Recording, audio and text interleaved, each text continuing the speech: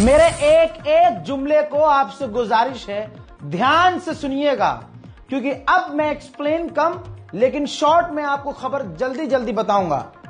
अब खतरनाक जंग शुरू हो गई है। ईरान का बड़ा नुकसान अमेरिका तक नहीं कर पाया। पूरी दुनिया में आप सोशल मीडिया देख रहे हैं, पूरी दुनिया में अमेरिका का मजाक उड़ रहा है।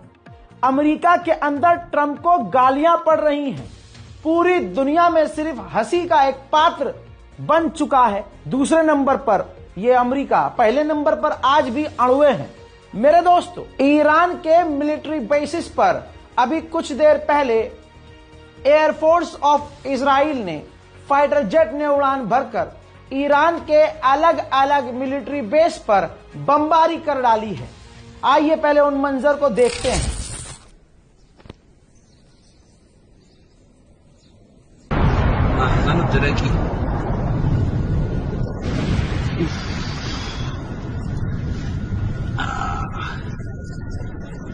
موج انفجاري وأنفاق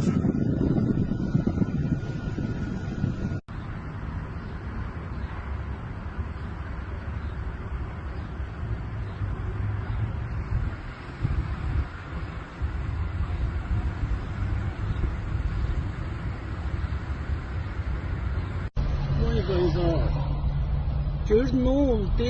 Vay. Qoy məncə uşaqları götürüm evdən.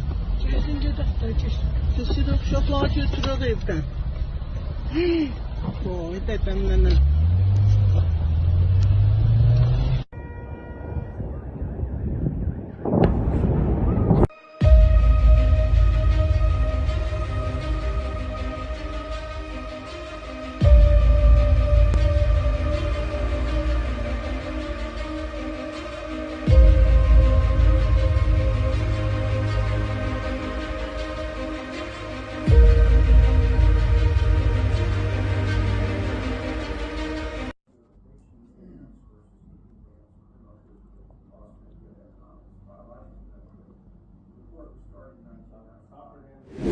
IDF ने एक बड़ी जानकारी शेयर करी।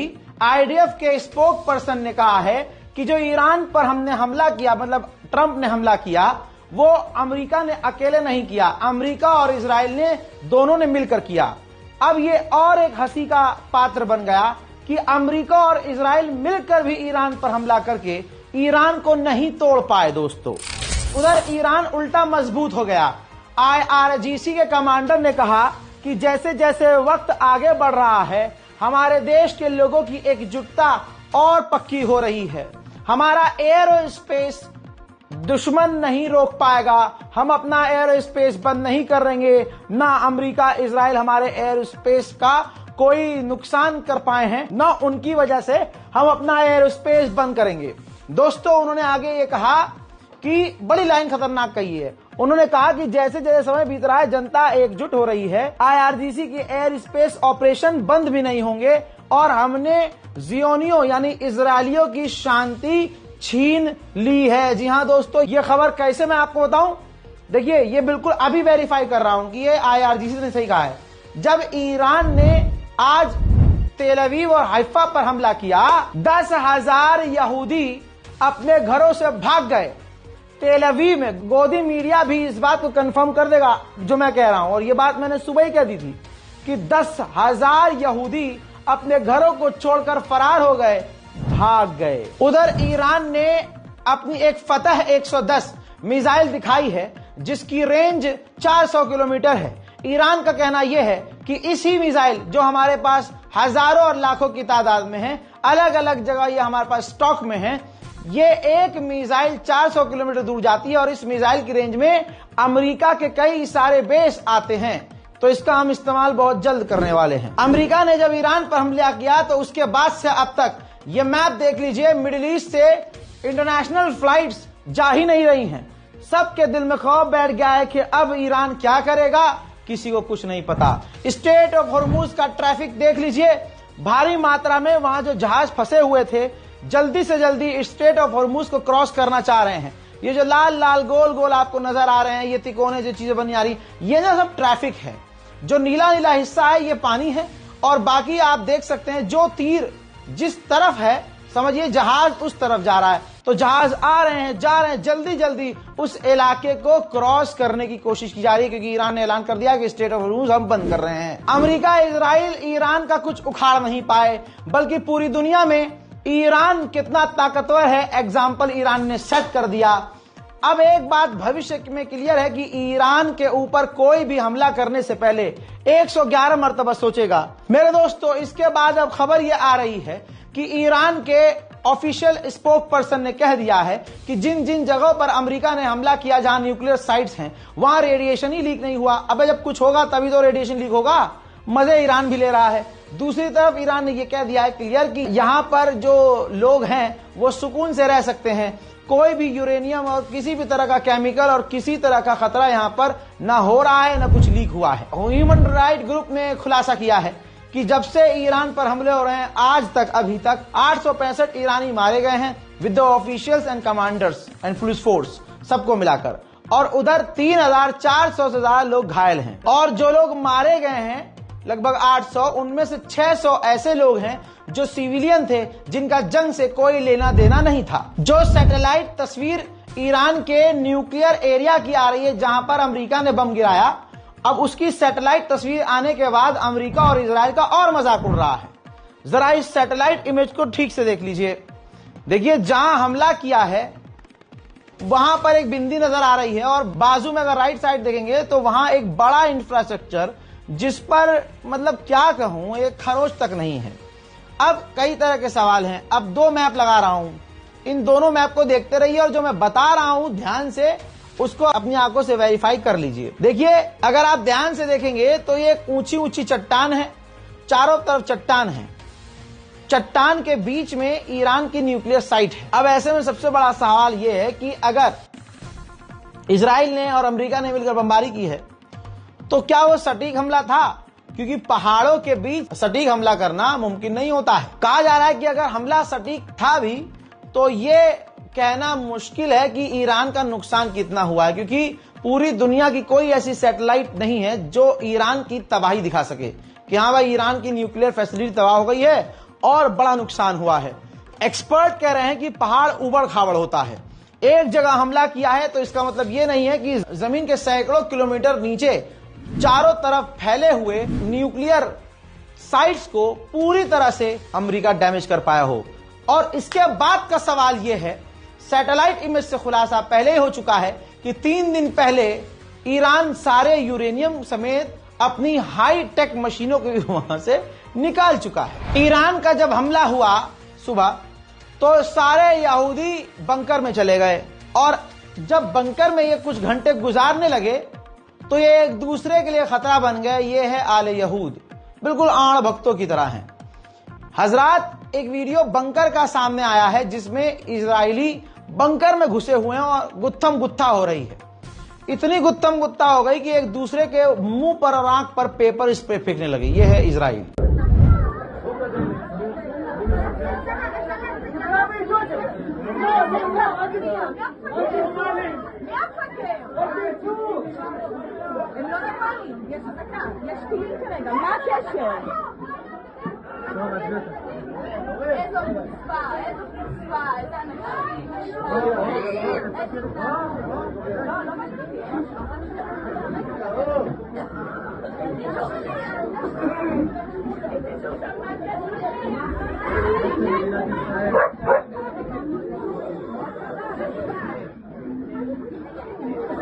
לאט, חברים. היי, תרגעו לאט, הכל ילדים בסדר, הכל ונשים.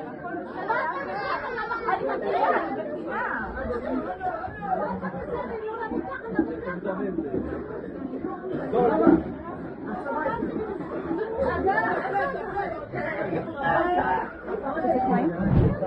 उधर जितना बढ़िया अणभक्तों की मोदी जी मारते हैं कोई नहीं मारता। दोस्तों, अनभक्तों को नंगा कर दिया मोदी जी ने। मोदी जी ने ईरान के राष्ट्रपति से फोन पर बात करी, पेजेश्कियान से फोन पर बात की और चिंता जताई कि हालात जो इतने खतरनाक हो रहे हैं इसका सॉल्यूशन जल्द निकले और इलाके में शांति आए तो ज्यादा बेहतर होगा। मोदी जी ने कहा कि उन्हें दुख है कि ये सब कुछ हो रहा है, नहीं होना चाहिए। अणुओं को यही नहीं पता कि इजराइल जो है हमारी कोई मदद नहीं करता है। इजराइल को हम पूरा पैसा देते हैं तब वो हमको हथियार देता है। कोई डिस्काउंट, तुम्हारे मामा की दुकान नहीं है कि सालों वो तुमको डिस्काउंट देगा। प्रधानमंत्री मोदी पूरा पैसा देते हैं और दिलवाते हैं। तुम्हारे ही जिन पे उछलते हो वही आदमी मोटा पैसा दिलवाता है भारत सरकार से, तब इजराइल हमको हथियार देता है, कोई डिस्काउंट नहीं। आइए ईरान की बात कर लीजिए। ईरान सबसे ज्यादा ट्रेड हमसे करता है। ईरान से हम ईरान उल्टा हमसे ज्यादा इंपोर्ट करता है, हम ईरान से कम इंपोर्ट करते हैं। हम पैसों में नहीं करते, हम सामान दे देते हैं और उसके बदले में ईरान पैसे के बदले में हमें तेल दे देता है, और तेल देता है हमें बहुत ही कम कीमत पर। जैसे ये समझ लीजिए कि इतने कम कीमत पे देता है ईरान हमको तेल कि हमें किसी और के पास जाने की जरूरत नहीं पड़ती। लेकिन अणुओं को दिक्कत यह है कि सिर्फ मुसलमान से दिक्कत है। मुसलमान है तो फिर चाहे वो कुछ भी हो, कोई भी हो, हम तो मुल्ले के खिलाफ हैं। ये भारत में माशाल्लाह आजकल के जो नए 2014 के बाद वाले हिंदू हैं उनकी ये मानसिकता है। हालांकि नफरत की भीड़ का जो बादशाह है वो खुद पेज़ेश्कियान से बार बार फोन पर बात कर रहा है। हालात इतने खराब हैं कि अमेरिका ईरान पर ऐसा लग रहा है हमला करके फंस गया है। पेंटागन ने ये मैप जारी किया है जो मिडिल ईस्ट में सबसे करीब ईरान के अमेरिकी बेस पड़ते हैं, और इनमें अलर्ट जारी कर दिया है, बिल्कुल क्वारंटीन जैसा है। अमेरिका की फौज खुले आसमान के नीचे नहीं टहल रही है, सब बंकर में है, इधर उधर छुपे हुए हैं और बॉर्डर पर कुछ लोग तैनात हैं। दोस्तों, पूरी तरह से मिडिल ईस्ट में अमेरिका के बेस रेड अलर्ट पर इस वक्त हैं। ईरान के विदेश मंत्री का खतरनाक बयान आया। उन्होंने कहा कि एक अपराधी के आगे अमेरिका झुक गया और ट्रंप ने एक अपराधी की बात मानकर हम पर हमला किया और अब अमेरिका के लोगों की जान को खतरे में डाल दिया। डोनाल्ड ट्रंप आया इसलिए था कि दुनिया में शांति लाएगा, लेकिन डोनाल्ड ट्रंप ने ईरान पर हमला करके अपने लोगों को खतरे में डाल दिया। यह सिर्फ ईरान के साथ धोखा नहीं है, बल्कि ट्रंप ने अपने वोटरों को भी धोखा, यानी अमेरिका के लोगों को भी धोखा दिया है। While President Trump was elected on a platform of putting an end to America's costly involvement of forever wars in our part of the world, he has betrayed not only Iran by abusing our commitment to diplomacy, but also deceived his own voters by submitting to the wishes of a wanted war criminal who has grown accustomed to exploiting the lives and wealth of American citizens to further the Israeli regime's objectives. उधर Russia बुरी तरह से भड़का हुआ है। Kremlin ने कहा है कि अब जब अमेरिका ने हमला कर दिया ईरान पर, अब पुतिन का कोई मन नहीं है, ना ऑप्शन है कि बात करेंगे। ये टेबल पर ही नहीं है कि ट्रंप से कोई बात की जाएगी। और तो और जो व्लादिमीर पुतिन के बेस्ट फ्रेंड हैं और पूर्व राष्ट्रपति हैं दिमित्री, उन्होंने भाई साहब 8-10 पॉइंटर्स दाग दिए और पॉइंट रखते हुए पहले तो पूरी दुनिया में मजाक उड़ी रहा है, रशिया ने भी मजाक उड़ाया। पूर्व राष्ट्रपति जो रूस के हैं दिमित्री, उन्होंने कहा कि ईरान की न्यूक्लियर साइट्स पर हमला करने के बाद भी अमेरिका कुछ हासिल नहीं कर पाया क्योंकि वहां कुछ था ही नहीं, खाली मैदान में बम दागकर अमेरिका खुश हो गया। साथ में सबसे बड़ा खुलासा यह किया है कि ईरान कमजोर होने के बजाय और मजबूत हो गया, और ऐसे बहुत सारे आसपास के देश हैं जो ईरान को अपना परमाणु बम देने को तैयार हैं। इस पॉइंट के बाद पूरी दुनिया में हड़कंप है कि हां, ऐसा हो सकता है क्या। यह बात साफ नजर आ रही है कि दुनिया में अमेरिका का मजाक उड़ रहा है और ईरान बहुत मजबूती से आगे बढ़ रहा है और पूरी दुनिया में ईरान का रौला चल रहा है। ईरान के परमाणु प्लांट का कुछ नहीं बिगड़ा, रशिया खुद उछल उछल कर अमेरिका का मजाक उड़ा रहा है। अब यह बात गोदी मीडिया भी दिखा रहा है। बड़ी खबर इस समय आ रही है जो मैं अपने दर्शकों को हम लोग बताना चाहते हैं। ईरान के 3 परमाणु ठिकानों पर अमेरिकी हमले की रूस ने खिल्ली उड़ाना शुरू कर दिया है। राष्ट्रपति पुतिन के जो डेप्यूटी है दिमित्री मेदवेदेव, उन्होंने कहा है कि अमेरिकी हमले से ईरान के परमाणु प्लान का कुछ भी नहीं बिगड़ा है। बिल्कुल यही नहीं, मेदवेदेव ने यह भी कहा है कि ईरान के सहयोगी उसे वॉरहेड की सप्लाई करने के लिए तैयार है। यानी अब एक और नया गेम, एक और बड़ी चीज जो खासतौर पर अमेरिका का और इजराइल के लिए बड़ा कंसर्न बन सकती है गौरव, और यही वजह है कि अब ये कह सकता है कि रूस अब तक जो लगातार सिर्फ स्टेटमेंट दे रहा था, अब वो शायद ईरान की मदद के लिए सामने भी खड़ा हो गया। इस पूरी खबर पर हमारे एक सहयोगी रोहित शर्मा भी हमारे साथ। जर्मन चैनल ARD की एंकर कह रही हैं कि इजराइल में इतना सेंसरशिप है कि जहां ईरान की मिसाइलें गिरती हैं तो जो साइट्स देखने में लगता है कि सिविलियंस वाली हैं, लोग यहां रहते थे, इजराइल सिर्फ वही फुटेज रिकॉर्ड करने देता है, पत्रकारों को वहीं जाने दे रहा है। लेकिन ईरान के हमलों में इजराइल की जो मिलिट्री साइट्स तबाह हुई हैं, इजराइल पत्रकारों को वहां जाने तक नहीं दे रहा है। सुन लीजिए। Hi, I'm Sophie. I'm a correspondent for German TV ARD covering Israel, the West Bank and Gaza. And I want to talk a little bit about the challenges we're facing here as journalists at the moment. So of course there is a security concern, Iranian missile attacks, so whenever we go out and film, we think about where the closest shelter is. Then there are restrictions, military censorship. And according to these rules, we are only allowed to film and report if civilian targets were hit, residential buildings, for example. But if military or strategic targets were hit, we are not allowed to film and report unless we get the approval of the censor. The military censor says that's because that's sensitive information that Iran is not supposed to get. But the problem is that that can create the impression that only civilian and no military targets are being aimed at and hit. And with regards to Gaza, the problem is that we've been barred by Israel from entering Gaza independently since October 7, 2023, when Hamas attacked Israel. We also can't enter from Egypt, and that's why we work with local Palestinian journalists on the ground who help us and risk their lives doing so. If you want to know more about the challenges covering Iran, then follow my colleague Katarina Velena. ये इतिहास का सबसे बड़ा हमला था Iran पर, जो America का फेल हुआ। गोदी मीडिया का सोर्स दिखाऊं तो शायद अणुओं को थोड़ी तसल्ली हो जाए। TV9 खुद कह रहा है कि 18,000 करोड़ का जेट और टारगेट ईरान, दुनिया का सबसे महंगा अटैक। लेकिन दोस्तों, ईरान का कुछ उखाड़ नहीं पाया अमेरिका। 53 और मूसाद के लोगों को एक झटके में गिरफ्तार किया ईरान ने, जो कि ईरान की सेंसिटिव जगहों की तस्वीर ले रहे थे।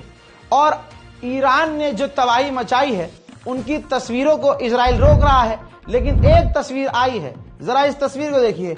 ईरान की मिसाइल के तेल अवीव में गिरने के बाद खौफनाक जो आग लगी है, पता नहीं कितने यहूदी तो मारे गए होंगे, घायल तो 100% होंगे, लेकिन पूरी तरह से ईरान इन तस्वीरों को सेंसर कर रहा है। इलाके में बड़ा खेल होने वाला है।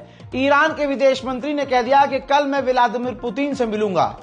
कल व्लादिमीर पुतिन से मिलूंगा, अहम मुद्दों पर बात होगी। एक्सपर्ट कह रहे हैं कि इस बार यानी खुलकर तो पुतिन है ही साथ, लेकिन कुछ बड़ा कल रूस और ईरान के बीच रशिया में हो सकता है। इजराइल का आज इतना बुरा हाल हुआ है, चंद तस्वीर आप देख लीजिए। ये देखिए, यहूदियों में भगदड़ है। जब भगदड़ मची, 10,000 लोग जो भागे हैं, कैसे भागे हैं। अगली तस्वीर और मजेदार है। अब्बा जो है नहा रहे थे तो टॉवल बांध के निकलना पड़ा है, ऐसे ही बिना चड्डी बनियान पहने यहूदियों को अपनी जान बचाकर इस तरह से भागना पड़ा है। आप देख सकते हैं, जानवर हैं, कुत्ते हैं, और कुत्ते से कम नहीं है ये लोग, जो कल तक 2 साल तक गजा पर तबाही मचा रहे थे। ईरान पहले ही कह चुका है कि जब इजराइल ने, अमेरिका ने कानून के खिलाफ जाकर हम पर हमला कर दिया है, तो अमेरिका की जो परमाणु ट्रीटी है, उस ट्रीटी से हम बाहर निकल रहे हैं और निकल जाएंगे। अब बहुत सारी तस्वीरें सामने आ रही हैं। ईरान के आम लोगों ने, हजारों लोगों ने पेपर साइन करके दिया है, उसमें लिखा हुआ है, हजारों ईरानी यानी लगभग सभी ईरान के लोग साइन कर रहे हैं कि हमारी गवर्नमेंट को उस परमाणु ट्रीटी से बाहर आ जाना चाहिए और अब जो मन में आए अपने दम पर ईरान को करना चाहिए। दोस्तों, डिटेल जानकारी में अभी तक फिलहाल इतना ही। इस रिपोर्ट को शेयर कीजिएगा और आप सभी को मैं मुबारकबाद देता हूं कि इतना कुछ करने के बाद भी ईरान न झुका, ईरान न टूटा, ईरान न हारा और पूरी दुनिया में अमेरिका और इजराइल जलील हो गए। इसीलिए कुरान में है, अल्लाह कहता है, व तो इज़्ज़ मन तशा व तो ज़िल्लु मन तशा। कुछ भी नहीं बिगड़ा ईरान का। और इधर सोचिए, 4-5 हमले क्या सही से तेल अवीव पर कर दिए, सारा तेल अवीव का तेल निकल गया। इजराइल को 2 साल लगा गाजा को तबाह करने में। ईरान की 15-20 मिसाइलों ने तेल अवीव को गाजा में तब्दील कर दिया। इस रिपोर्ट को शेयर कीजिए, चैनल को सब्सक्राइब कीजिए। मैं हूं रजा, आप देख रहे थे रजाग्राफी अनस्क्रिप्टेड। जय हिंद।